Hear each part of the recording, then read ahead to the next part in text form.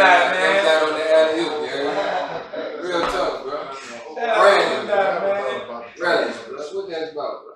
Man, Relish is it's a brand that I made, man. A brand I came up with, and I actually came up with that brand because I was like, man, I smoked a lot of weed, and I'm trying to figure out what kind of way I can create something to get back. So I just created Relish 420. That's what I created. And I created that because I cut currency here, plus I always would go to the gym on Wednesday. So I was like, for 420 on Wednesdays, only because my birthday is in April, I'm going to do a Relish 420 shirt every April from the 1st to the 20th. Right. And I'm going to just make t-shirts until that time. I make t-shirts, put a cone of weed in it and sell it to you. Boom. And that's where that came from. And it just grew from that to me just trying out how to do screen printing to how to do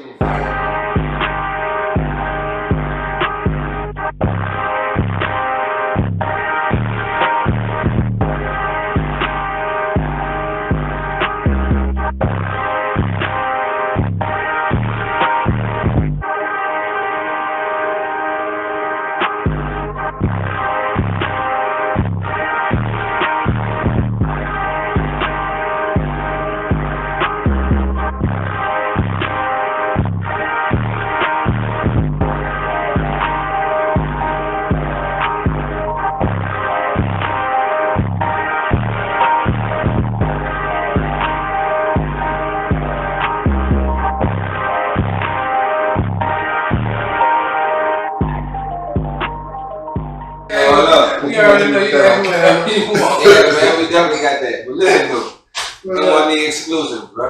Manchu with the Clippers. My first time ever being able to use that moniker, bro. I actually off camera, where that came from, bro? Manchu with the Clippers, bro.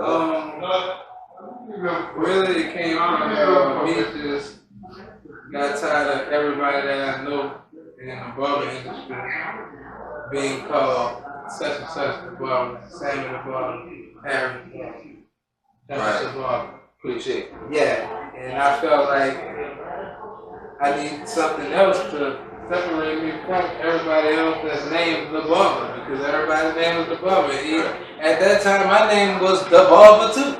It was Jonas the barber, but I remember I had some cards that said Jonas the barber, and at the bottom it said celebrity barber, and I ain't like it. Right. Yeah, so I thought about it. I thought about something that's relatable to everybody that I know. Also, something that is a local thing. You know what I'm saying? So I thought about it, and I came up with Manchu because I'm like, all right, everybody in the city knows Manchu is. But if you go to Minnesota, nobody don't know what that is. Right. And that's cool. And that's just how I wanted to keep it because at some point they gonna know. Yeah. And at that time I was like, all right, I felt like my haircuts was just as good as the chick. That's what I meant by you felt like you had that type of direction. Yeah, it was that plus me just trying to separate myself from everybody else and in an industry full of, the same thing pretty much. Which ain't no knock on everything. No, shout out to all my niggas that have the ball behind their shit. Real talk, shout out to the industry. But like you said, you strive to stand apart. You strive to set a bar and leave a legacy of your own. Yeah. With that being said, though, let's go all the way back to the beginning, bro. Because your beginning was a few years ahead of mine, but I remember you real early on in life. Let's take it back, bro. Wilson Street, bro. All right. What's up? What's your fondest memories of Wilson Street, dog? Coming up, like what that was like, bro. Mr. George Irvin, bro. Oh man, it was crazy, man. Right, ups and downs to that one, huh? Ooh, ups, downs, left, right. Back doors, front doors, sucker punches the whole rip. Nigga, attic doors. I was there. Basement. So yeah, it was a lot. But how much of that? Not to cut you off. How much of that though went into Manchu? Manchu itself, just me as trying to be a barber. what's the status of where you at right now? Like, you know what I'm saying? Alright. Well, basically, I grew up on Wilson Street and my grandmother, she pretty much raised me. Shout out to Big Mom, man. Yeah, shout out to Big Mom. And my mama, she was in the streets. Well, she wasn't in the streets at first, but she had kind of got on drugs maybe like in the early 90s, I'm thinking. Because she was working and then all of a sudden she stopped working. She Man, that whole era. Working class people, they was driving, bro. Yeah. Driving all of them, you know. Big shout out to Mom, too. Yeah, and at that time I didn't know nothing about business and all that shit like that. So she picked out, she got off drugs, and shit, my grandma was really, you know. My grandma and the rest of Wilson Street. You know what I'm saying? You know? Yeah, people like my grandfather, my dad, and brother, both, you know, rest in peace right now. Shout out to them and Mr. George Rivers. But one thing I remember, buddy always having like big respect for your grandfather, Mr. Rivers, because he was a trendsetter right now. He was one of them, you know what I'm saying? So knowing where we come from, like we were talking about earlier, some of us on our route, some of us still straddling the fence, some of us then gave it up. You know, however it is you want to call it, but the reason why I be putting so much emphasis and focus on Bunch Village is because so people really hear what I'm saying. Like, I ain't talking about no gangster shit, but I'm talking about the hood. I'm talking about the lineage and the people that we come from. Yeah. We as a whole, we got to tap back into that, because if we do, now you got a lot of enterprise going on. If they can see it. Yeah. You know what I'm saying? Some catching it and some not. Yeah, but see, the significant thing about our family is that my grandfather, my great-grandfather, and your great-grandfather, they both always like helped each other out. Right. You know what I'm saying? If they did anything, they helped Speaking each other on out. Cap, Yeah. that's my grandfather. Sure did. Right. George Rivers, your grandfather. That was George Rivers. That's your great grandfather? Yeah, that's my great-grandfather. Yeah. Well, see, my grandfather and your great grandfather, they was running projects. Yeah, my grandfather, Leroy. Yeah, he taught Cap how to see. You just put me on something. Mm-hmm. He taught Cap to like game out here. Like Cap had come from Magnolia, Mississippi, and you know, so on and so forth. But Irvin was out here doing his thing already. He was established, and that's who gave Buddy and his dad on the game. Yeah, man, I heard a story that my grandpa, he started his business from giving people rides back and forth from here to Mississippi, from Mississippi to here, and that's how he started the competition. That's how he started the trucking.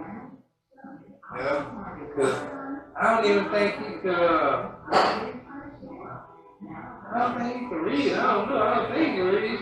Man, listen, bro, I ain't capped off school one time, but that dude looked at me, bro. I'm talking about, this wasn't no ignorant dude or nothing like that, by a long shot. But man, that dude looked at me like, man, look, next question. You feel what I'm saying? But I said that to say this here, them dudes didn't need school. They had something else. No, I They had something else. Cause he learned, not to cut you off, he learned that, what that is, diesel technician type of shit. He learned that by watching somebody. Yeah. You know what I'm saying? By just really needing, you know, to be doing something. That's how he learned that. You know, and he took the little general skills he knew, and he went to job. Yeah. But see, I think my grandpa probably just showed him how they just use the things around him. You know what I'm saying? Because he never went outside of the neighborhood, outside of anywhere else to hire anybody for no jobs. Because he had a lot of dump trucks at that time. And if you needed a job, your fucking ass a job. Yeah, he was that dude. Yeah, because I mean, all my uncles was at work. Like, it wasn't even going to school because it was at work. That's how, man, look. My auntie, she the secretary, somebody else is the accountant. It was all in-house. Old pattern, bro. Him, T.L. James was set up like that. Cap was set up like that. Like, all the dudes followed that dude. But see, the thing about them guys and how they did things, and what I noticed from me growing up and watching that to right now, they just showed you how to do whatever it is you needed to do to sustain being out here and living and taking care of your family. They never told you, oh yeah, well, this is what you need to do here. No, they showed it to you. So once my great grandfather passed away, the business, all that shit passed away with him. Right. Because nobody took heed to that because everybody was doing whatever they were on. Just by him creating this lifestyle for them, and he not knowing too much or whatever about anything, that shit kind of backfired in a sense. Right. You know what I'm saying? I can definitely relate to that because it's the same story on how it was built. Yeah. You know what I'm saying? It's the same story on how it crumbled. But We wasn't prepared. Nah, and it's almost like a small flower. You gotta appreciate it. You gotta appreciate it when they get that one leaf just as much as you appreciate it when they get 12 leaves. And a lot of times when something gets 12 leaves, you don't pay attention to that. Because you're used to it. You feel like, yeah, it ain't going no more. Yeah, you still gotta give that same love, you know what I'm saying? You water like that too. Yeah. That's a good way to put that, bro. Our childhood, bro. I remember we dipped, bro. Where you went? Huh? Where you went? Oh, when I dipped? Yeah. Man, my mom and my stepdad, we moved to Chicago. Yeah. How many years you stayed out there?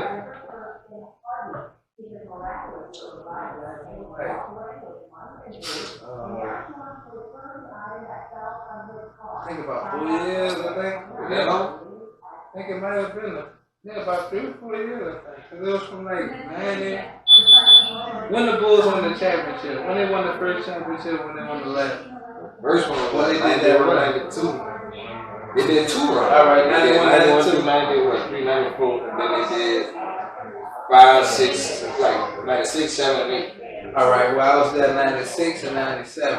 And I think we left in 98. What that was like, dog? That was fucking crazy. That was different. I was like, I remember I had a friend down the street. His name was Keith. And his brother, his name was Ed. And they stayed with his grandmother. His mom was living over there down the street and shit. And his brother was in a gang. He was a gangster disciple. And that's when I first learned about gangster disciples and blood disciples and different all types that of shit. Yeah, I learned about all of that shit. Like we used to go in the alley. Blood and drip. Yeah, but it was like a little more deeper than that because it was a gangster disciple sign and shit. It wasn't like Compton, where it's like your blood or crip. No, that was some other shit. Yeah, I don't know. That's just I don't know. To me, it's just like a weird game to be. I don't know because I don't know the meaning behind it. That's why I said that. You know what I'm saying? I mean, from what I understand, though, the gang thing really originated in Chicago. Yeah. But see, I never knew that. It's more like some fraternity type stuff. I mean, I'd rather not get into it because, like, you know, I ain't involved and I really don't know the politics. Yeah. But anyway, I know what you're saying, yeah. But anyway, his brother was a gangster disciple. And his brother would tell me, like on certain streets in our neighborhood, like they might have this street outside. That's a gangster disciple street. The next street might be a true street. That means everybody can walk on that street. Like gangster disciples and blood disciples can walk on that same street.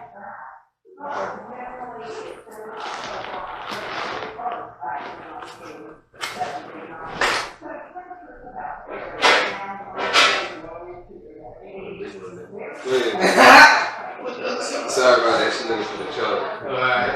Yeah, we get it now. We good. You go eagle right there,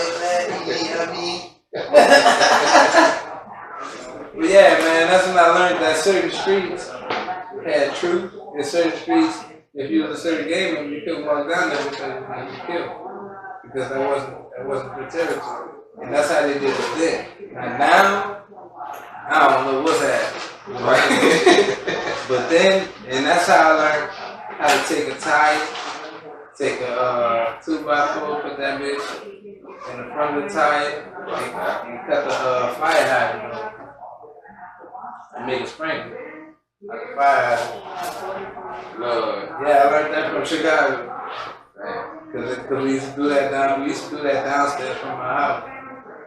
And we'll drain all of the fucking water from out that whole side of the neighborhood from doing that. So a quick compare and contrast to Bunch Village to the neighborhood you were living in Chicago. different worlds. Yeah, 2 different worlds, because you gotta think about it. In Chicago, it was just me, my brother, my sister, my mom, and my stepdad. And they Joe, man. You know what I'm saying? Shout out to Joe, man. I didn't see Joe the other day. Shout out to Joe. Your brother, man. And so it was crazy, man. I remember getting a pair of Reeboks from out there they had like, I think it was like a Coca-Cola top. Yeah, I had a Coca-Cola top. My brother in the store to get me a pair of Reeboks. Oh yeah, oh alright, like a sweepstakes. Coca-Cola Classic Reebok. Oh, alright. That's what it was. But at that time, I think my mama, she might have been fucking around, but I think she was still maintaining something. Yeah, because she had a job and all that thing, you know what I'm saying? It was a moment she was trying to make a change, huh? It was a moment when she was trying to change things, huh? Nah. Yeah, I would say so, yeah. Because I mean, we was just chilling out there, it was all good. But then when we came back home, it went down like full flash, no spell. I mean, you know how home is, though. Yeah, it's changed speed a little bit, dog. Margaret, I don't want to disrespect the crowd. When did that come into your mind? When you knew that's what you wanted to do? I say probably like a little bit after I came from Chicago. And what age was that? I don't know, probably about 15.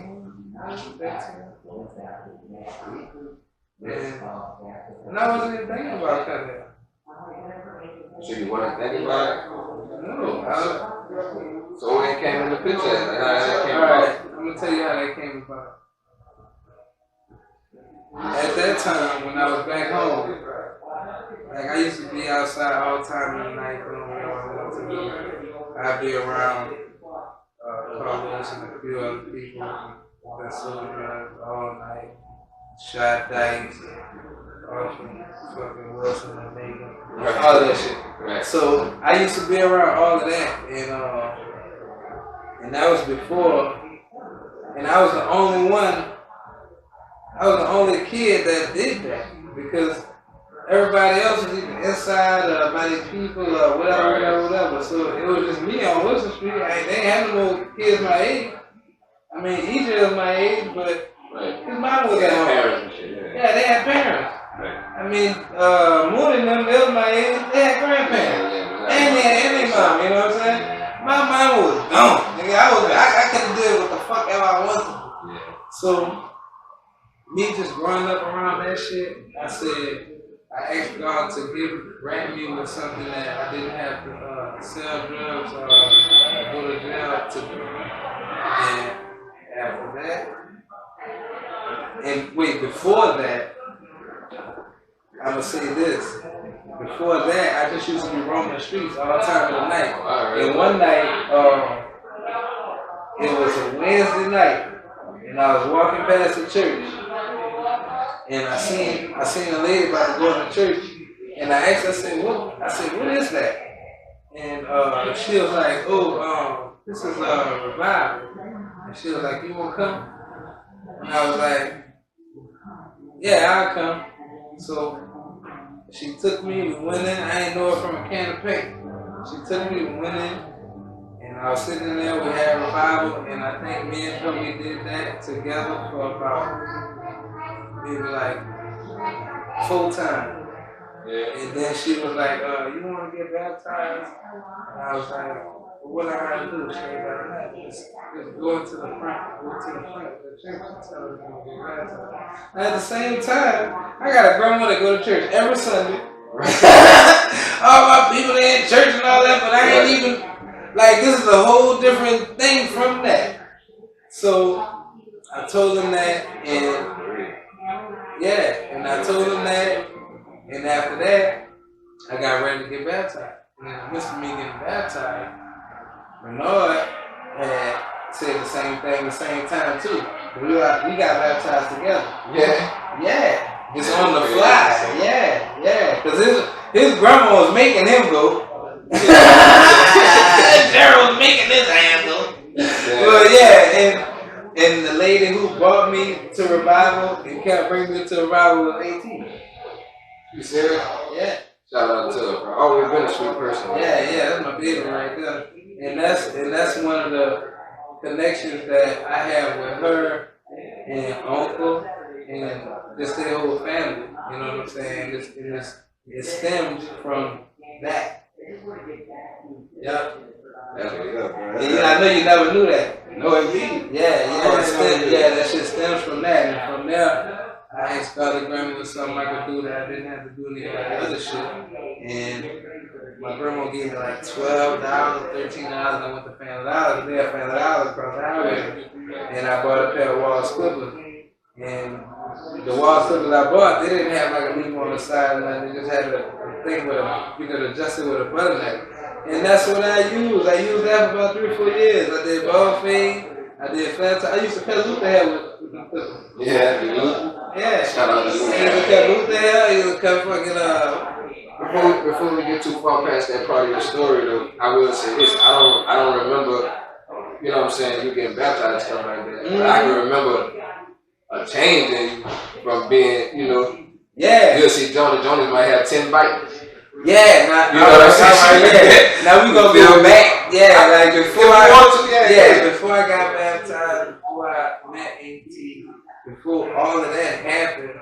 Yeah, like I said, nobody wasn't controlling or telling me what to do, and I was used to that. And that's just how I move. Like my grandma ain't telling me what to do. My mama, she wasn't never telling me what to do, and I never really had that. Right. So I did whatever I wanted to. So I was selling weed. I was still fighting. I was just doing all kinds of shit. Ooh, nigga, I remember we went to we used to go to Celebration Station. You already know I know you ain't gotta coach me on it. Nigga, we'll go to that bitch and you know, I used to get in trouble to even go. I know, nigga, we'll leave the neighborhood about 11 o'clock. Go to that bitch while it's early. Yeah. And people start coming in. As soon as they coming in, we got a table. We got gum up under the table.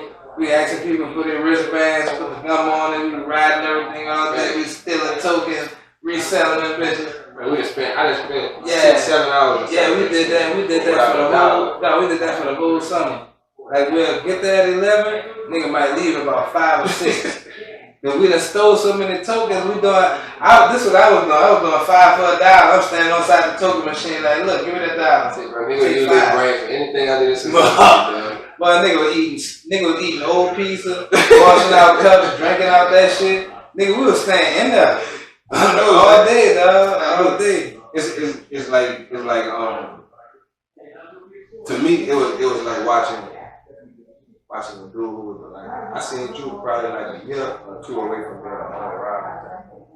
Yeah, you know what I'm saying? I mean, what else to go back to? So you gotta remember, I was around the older niggas. I know. I'm on that, I'm next door to Kane. Yeah, so like I'm seeing. Yeah, you already know. I come up under niggas straight out. You know what I'm saying? So I already know. So when you switch it up just that quick like that, it was like some overnight type of stuff. Like when you switch it up that quick like that. Shout out to Justin and Jonathan. Oh man.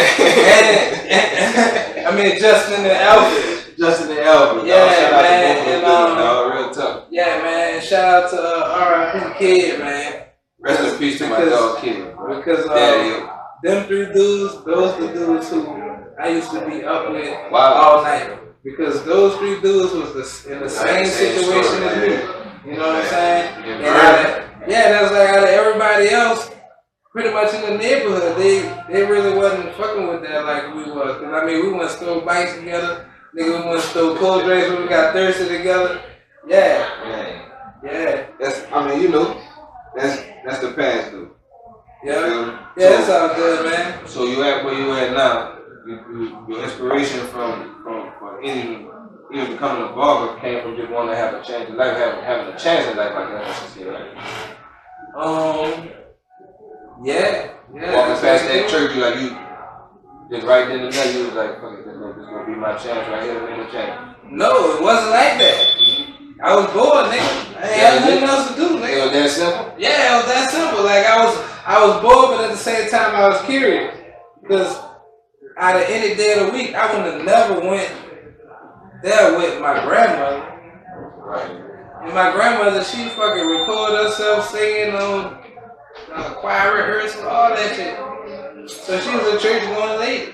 Right. You know what I'm saying? So it wasn't like I didn't know about it, but yeah, I just didn't. And for me, I just wanted to, I guess, do it on my own time. I didn't even know what I was doing, really, because like I told you, I didn't know what that was, and I ran into it, and boom, that's how this shit happened. I mean, I tell my people like this, like I was knucklehead young, right? And they forced us to go to church. But after a certain point, anything you get hit in your head with enough time, dog, it's gonna split it open at some point. Yeah. So the thing that was able to stick and the thing that sunk in, that was the stuff that saved me in life. Yeah, you know what I'm saying? And just having morals and principles, dog, at the end of the day. Yeah. That saved me in life in a lot of situations. Yeah, but you gotta think about it, and just like for what is that, on the dump, just like for Susan Park, Lincoln Man, all of those different places, if you can remember, we had basketball teams, and we used to play against those children in those areas.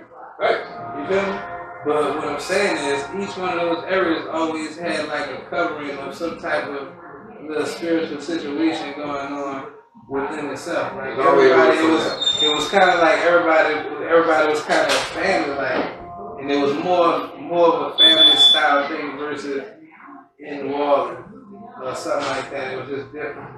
It really is. I mean, but you gotta think about the geographics of it. Where you situated. They look at that like it's a country, though. Yeah, but I mean, it is. That's what I'm saying. Like you gotta.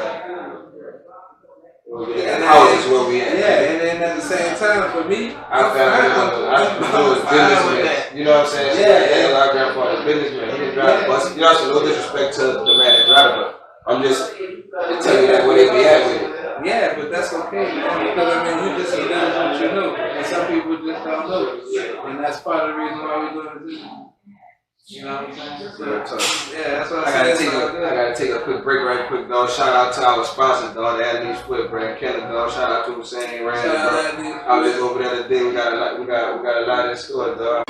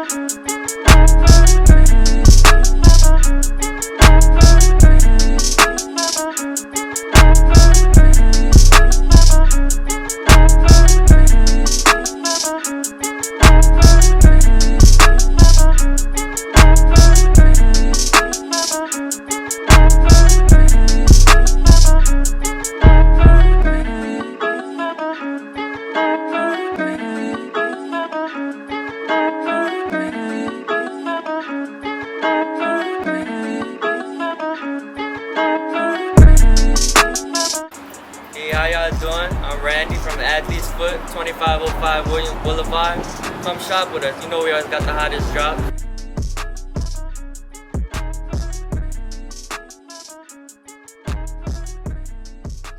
Man, real talk. Long as the day with Big Glenn was living this shit. Y'all was like, Yeah, bro. yeah, family, it was good, bro. Let's talk about that, nigga. You had a pretty close relationship with Big Gay, huh? Facts.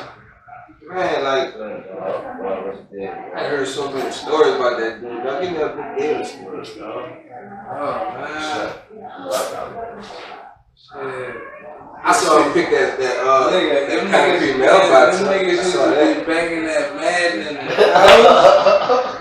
Nigga, that bitch was like Fort Knox. Like, I don't even know how you, like, it was so dark when you went back there. That's all I can remember. It was dark when you went back there. You had to, like, feel your way through to the door. Then once you got in there, bitch, then you had to go through about 3-4 more rooms to get to the room. Then when you got to the room, they got niggas in the room already. And all them niggas like, Everybody got windows. man, that was crazy. And Gator ain't about to let half of these niggas play. Shit crazy, man. Shout out to Big Gator, bro. Outside of that, I remember Cheryl always shining in front of the car and round up on his car. See the thing about Cheryl? Me and Cheryl used to always go and take rides. He'd pick me up, and we'd go to the city, and he'd bring me about some hoes, and we'd fucking with some hoes. And he always do like that, yeah, the streets just got a little too heavy for him. Streets get too heavy for any nigga, man. Yeah, but the Hulk can't hold that, bro. Yeah, but he just, you know what I'm saying? Well, the Hulk couldn't hold Wilson Street. I done seen Wilson Street break a lot of dudes, bro. Yeah. I done seen Wilson Street do some wicked shit to some serious niggas. For real. You know what I'm saying? But yeah, on another token, I got my license from Moeller on Canal Street. Moeller Beauty College. Moeller's Beauty College. Shout out to Canal Moeller. Street. I was the last class at graduated from Moeller Canal for the FBI investigator. Lord, Then hell. he got raided or whatever. Yeah. Yeah, because the lady who was over the shit, she was What still, that was? I gotta go research that. yeah, she was stealing the grant money. She gave us our equipment. And was it. And I got my license there. My first barber shop was on Wilson Street. Then I moved across, after Wilson Street, Stone came. Katrina hit. Alright, yeah. You remember when I came back, you and Chester was the Well, only Katrina. You and Chester was the only dudes out there. Hey, man. Hey, bro. Yeah, Chester like, man, we got the weed. I said, bro. Like, man, They told me it was a green light. So boom, after that happened, I came back and I used to cut Jerry hair at his house in St. Rose when he was married to, I think, Shonda or something like that. Yeah, alright. Yeah, right, yeah, boom, black child. So I used to go there and cut his hair, and then and when I was Shout out to G. yeah, shout out to G. In the midst of that, I was coming back and forth from Mississippi from Katrina. So he was like, man, you could come across the highway over here and cut by me. And that's when I moved over there, and I was cutting there ever since. You feel me? So how the shop on Wilson Street came about? How you made that connection? I mean, it was a no-brainer, but I made that connection how you was able to persuade old Lester, man? because I told him that fuck, I was walking man, I ain't sugarcoat nothing, man. I couldn't make up a lie. That was it. Was Lester cool about it from the rip? Yeah, he was the first person that taught me what a leash was. You feel me? Yeah. And him and Mr. What's his name? Bryson grandpa. Him and Mr. Brewer used to go fishing all the time. And you know why me and Mr. Brewer was so cool and that was my blood? Because our birthday was last night. Yeah. Papa Brown, that's a good deal. Yeah. Rest in peace too, dog. Yeah. Rest in peace, Mr. Brewer. And Mr. Lester. And Mr. Lester. Really? Yeah. But so from there,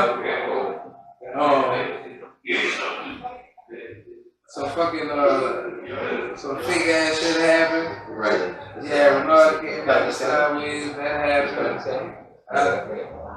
There's a couple of Mishaps, man. yeah, little mishaps. Nice mishaps. Yeah, like little shooting and all kind of shit happened after that. So after that, I left. And I started cutting hair around the corner from my house and stopped jogging at 7 1. Alright, yeah. Yeah, and I stayed there for a little while. And when I was there, I was like, because I only cut there at that shop only Friday, Saturday, and Sunday. I didn't even cut that during the week. I'm gonna cut that during the weekend. So I did that for a little while, and I was like, you know what? I'm gonna just start cutting in my house. And I started cutting in my house, and I said I wasn't gonna leave my house until I felt like I found a shop where I wanted to be at. And that's when I moved uptown for rep. Because in the midst of me going from Metairie to Ferret, I had manifested that I wanted to cut more white people hair. Because I don't get those customers in the You feel me? So I manifested that shit and Really important to anything. yeah, exactly. So I did that and that shit fell in my lap. So when I was uptown, everybody that booked the haircut was white. I didn't have no black customers besides the ones that came from the neighborhood. Right. That came over there and got their haircut. Other than that, that was it. But that taught me a lot. And from that point, I worked up for maybe like 9 months when COVID happened. And I stopped cutting hair on like March 13th, 2020. And from that point, I chilled. And I didn't cut hair no more because then when I would try to go back, the dude had lost his shop, he lost his business, he had a tattoo business, he lost both of them. He was already fucked up on the finance. Right. But that shit just put a real nail in the coffin with him. See, bro, I'm gonna say this because it's something that's coming to pass now, so I can speak on it. Mm-hmm. That's something that's so way more important than every person might think, bro. To get out and front your financial situation, bro, when you're in business. Yeah, yeah. You know what I'm saying? Make sure you got all your tickets correct. It's so easy for you to get caught up in having that look, and having that feel, and just having to say, oh, I got my own business. I never wanted to do that, and I never wanted to be like that, because I don't really care about telling everybody and being like, oh, I got my own business. But at some point of growth, you have to have that just to be a part of your stable, or a part of you, or a part of your legacy, or a part of something that you have going on. I mean, ownership is important, bro, no matter whether that be a brand, whether that be a product, whether that be, you know what I'm saying, some good stock, whatever, though, like ownership is I know what you see, you know what I'm saying? That goes back to my great grandfather and your grandfather. Man. So if I say that scarement, you already know them niggas put it down through the mud. For real, bro. So serious, bro. Yeah, so after I went through that and I started cutting hair back at my house on like August the 29th, shout out RIP to Howard on Main Street. That was one of my cousins who had passed away from COVID. So after that, I was talking to Tim. I've been riding bikes with Tim for like 5 years. We've been doing a bike ride every Tuesday night. And I never knew he was a baller. He never knew I was a baller. And he was like, one day he was like, yo, why don't you come check the shop out? I'm like, alright, cool. So me being a man of my word, I'm like, alright, I'm gonna come check it out. So I went and checked it out, and boom.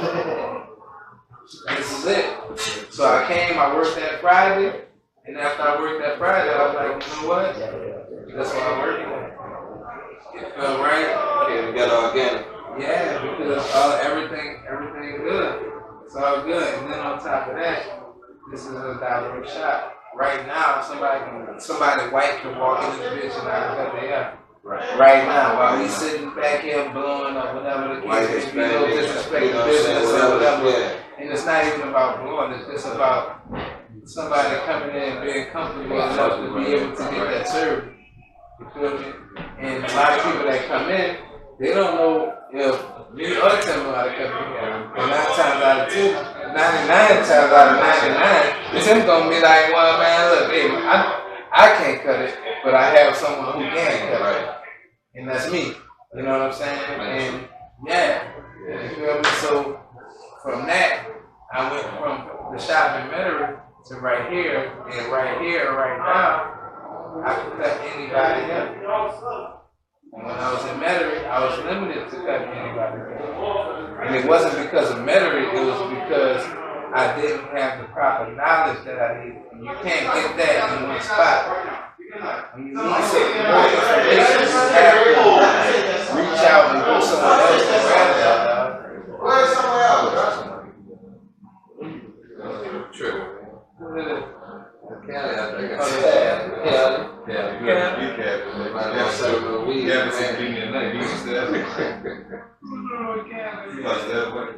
Oh, Andy. I don't know with the shit on his head. Yeah, this is crazy.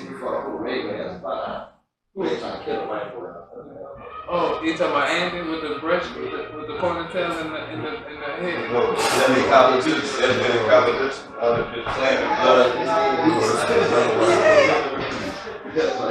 Said, one time, it goes down in the park. It goes.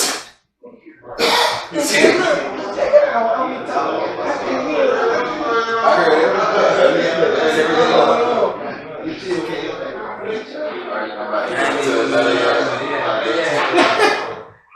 Look, bro.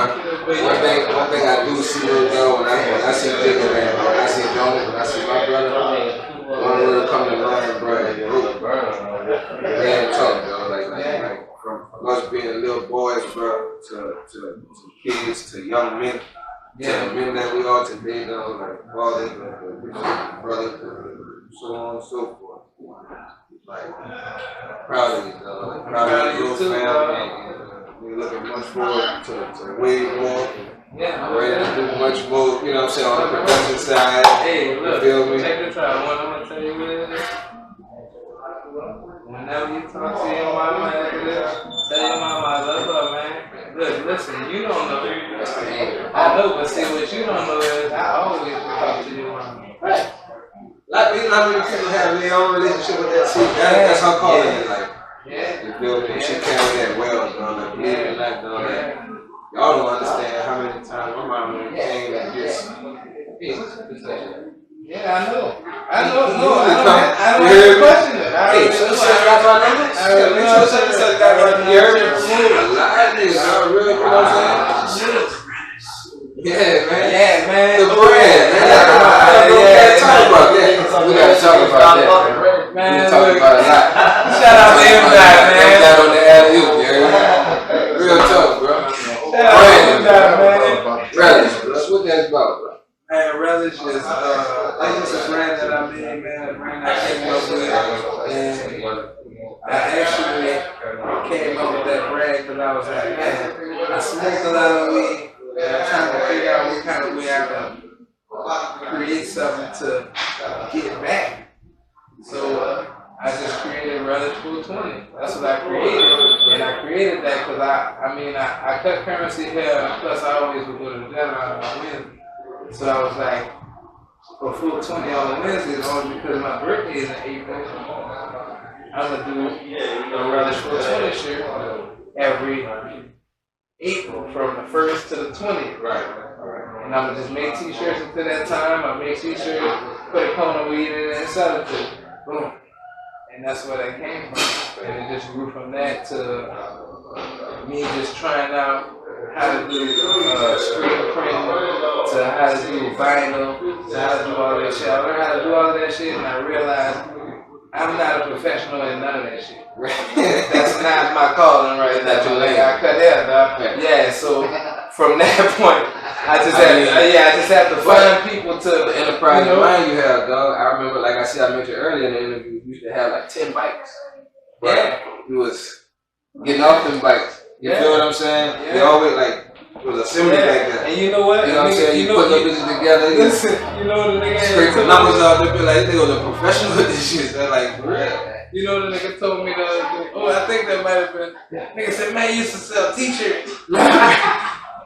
White tees. I was like, oh, I forgot. I used to have boxes of white tees. Like the corner store. Yeah, because I'll sell you a white tee with your haircut. Like the corner store. Listen, look. You know I know. You gonna need a fresh tee after you put your haircut on. Yeah. You always had that. Yeah. So it don't like that don't surprise me at all. Yeah. I see much more growing coming like this blossoming from that, bro. And like I said once again, bro, nigga, proud of you, dog. I salute you, dog. I appreciate it. And all the negatives that you mentioned, bro. Like the cool of a nigga that you is, you had to go through that because that was the final, you know what I'm saying, sharpening to your blades. Nah, I ain't gonna lie. I think that was probably the only thing that really made me move. That's what I'm saying. That was the finishing touches, but that was all you really had to do because you had to outgrow the situation. You outgrow the fine saying sometimes you'll ignore that message. There will be something that you know what I'm saying? God will do that to you. So the longer we go to sign it down, the longer we stay down. Listen to the sound a little quicker than someone else, and that's how you got to where you at a little faster than others, dog. But the one thing I do respect and love about you, you should always pull up on me. You know, I'm still singing and push me crazy. You pull up on me with something good to smoke, a conversation with you. You feel what I'm saying? Like I say, it was encouraging. A lot of those conversations, not just some, but a lot of those conversations led to what I'm doing. And I want to let you know that on camera. And I appreciate that, dog. Yeah, man, come on, man. I love you too. Look, we're going to end this like this here, bro. Look, y'all support my man Brian Relish, bro. Y'all support Manchu with the Clippers. What's the name of the spot where we at? We was in the barbershop, 4339 Banks and Alexander. Come through, man. The nicest with him, man. Come see this man, bro. Y'all know what it is, bro. Come on, MillionViewzPodcast. Shout out to M. Dot for Sean Finger for coming. Oh yeah, hey, set an appointment if you want to get a haircut, but you gotta have my phone number. Every disclaimer. Shout out to the big dog, bro. Aaron Drew. That's why y'all go holding it down, bro. We out. NYD. Check that shit too. Stay right there, man. Let me get a picture right there. I like that shit. I'll get a picture too, Sean. Yeah, man. Let me get this one first. Can you get that bitch in the middle? Niggas fat, dog. I remember my niggas start cutting some fire, dog. Family right there, dog.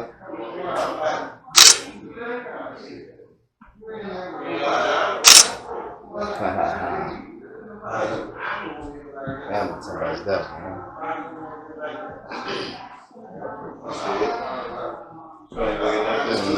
Show a picture with me. Yeah, man.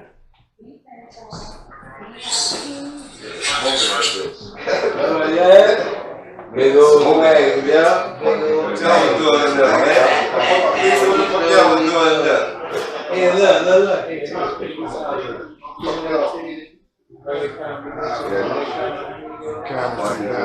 You see me, man.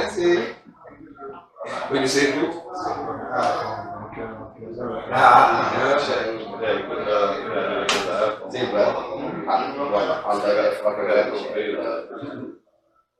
Yeah, man.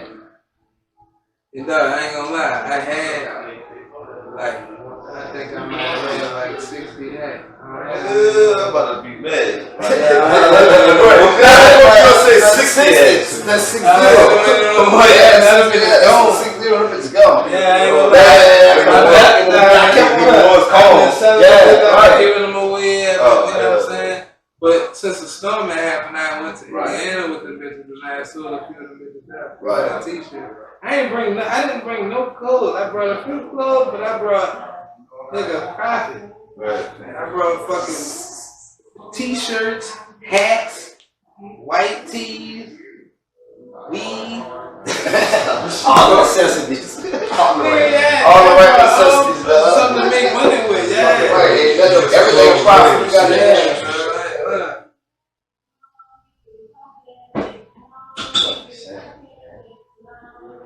What's the number, young that? 504-344-9355. I just press OK on something. I don't know what this is. Yeah, I know you can send that bitch to me. You got iPhone too. You know what? You can airdrop that. Oh, that's some more. That's not coming. You sending that? Yeah, I also should have Yeah, shit popping up on me from scam. How your brother doing, man? Where that nigga at, bro? probably go something crazy. He done. Drop a motherfucker. Yeah, we done. Yeah, we done. Like, bro, man, Caramel.